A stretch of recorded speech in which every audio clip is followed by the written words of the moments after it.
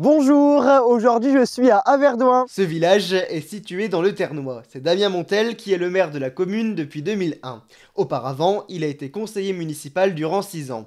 L'équipe municipale est composée de 11 membres. Une très bonne équipe et puis on s'entend très bien.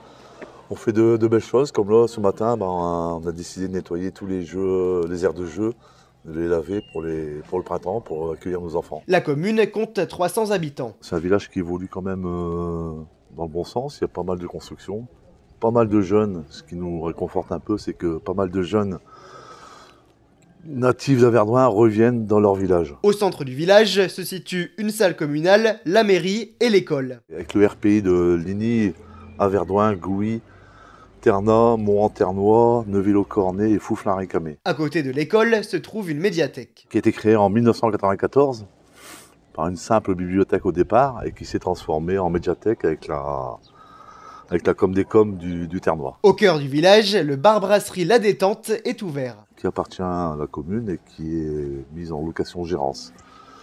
Ce qui met un peu d'animation dans le village. On dispose aussi d'une entreprise, une usine à La Neuville, au hameau, parce que le village, l'entité principale, le village, plus le hameau d'Anneville. Sur les aspects loisirs et sport, plusieurs équipements sont installés. On a un terrain de foot qui a été créé dans les années 2008. On évolue, on a racheté quelques terrains et là on a fait un City Park il y a quelques années. City Park qui marche très bien.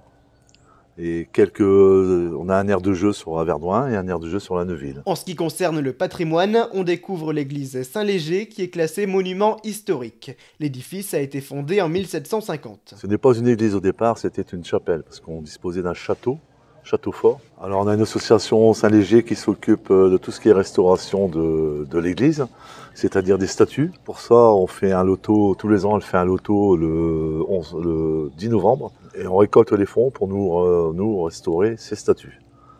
On est bientôt à la fin, il reste encore 2 statues à restaurer, et on aura fini toutes les statues. Pour un coût qui reste quand même très limité. Sur le plan associatif, la commune peut également compter sur un comité des fêtes. Je vous remercie beaucoup d'avoir regardé ce reportage. Au revoir.